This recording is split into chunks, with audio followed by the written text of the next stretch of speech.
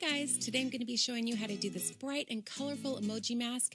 This mask is highly requested because lately kids have been going emoji crazy. The first step of this design is to apply the base for your emojis.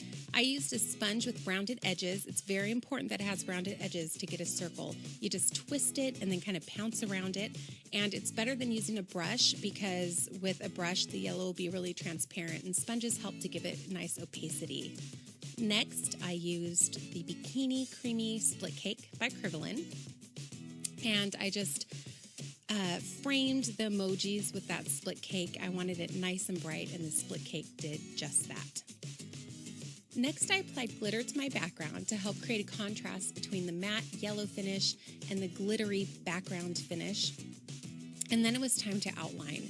So I used Kryvaline Black and a number 3 low Cornell brush.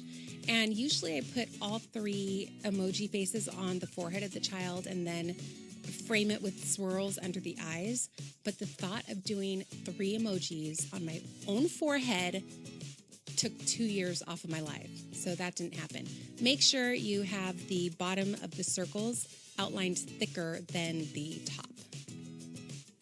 To create dimension to the emoji faces, I just took some neon orange on a fluffy little brush, and I've been using fluffy brushes with face painting a lot more lately. I never used them before, and I'm really seeing the value in them. You just want to make sure to dry brush it, and then it goes on almost like a powder. It makes it so much easier to blend when you use a fluffy brush. Now I'm taking a pink and applying rosy little cheeks with that same fluffy brush.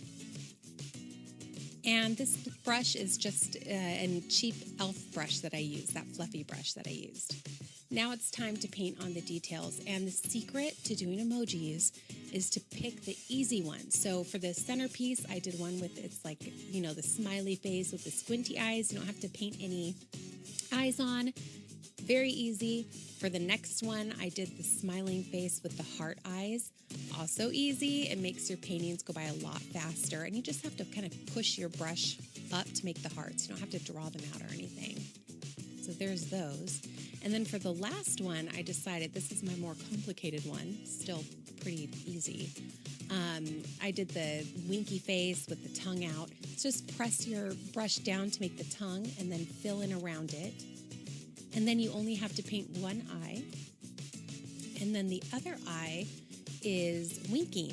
So, you know, it's a little easier than 2 open eyes, I guess. And that's it. And the last step to these little faces is to add a highlight. And just add a highlight at the top and then at the bottom. And that helps to make them look more circular, more round, and give them more dimension. Now it's time to fill in all the empty space with different swirls and teardrops. So I just chose a design that I thought worked well with the painting. So usually I would do all the faces on top, and then I would do, you know, swirls on the bottom. But this time I did some swirls to fill in that space. And then I put different sizes of teardrops on the bottom. And you're going to repeat everything you did on the other side. I decided to add more black details to the design to help tie in the black elements of the emojis, and I put black stars down the bridge of my nose. I went from biggest to smallest because that's more aesthetically pleasing, and then I kind of sprinkled them all around the mask. Not too many, you don't want it to be crazy busy, but all you do is you press your brush down and then flick out. You don't have to draw out a star, that takes too long, so just press and flick, and it's pretty fast, and you can use a stencil too if you'd rather do that. For my lips, I used Kryvaline Creamy Magenta, and then I put Kryvaline Creamy Dark Burgundy in the corners of my lips.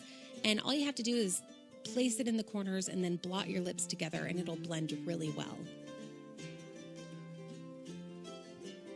And that is it. It's a pretty fast design if you're doing it on somebody else. On your own face, it's a bit harder, but I hope that you guys liked it. If you haven't done so already, please like, comment, and subscribe.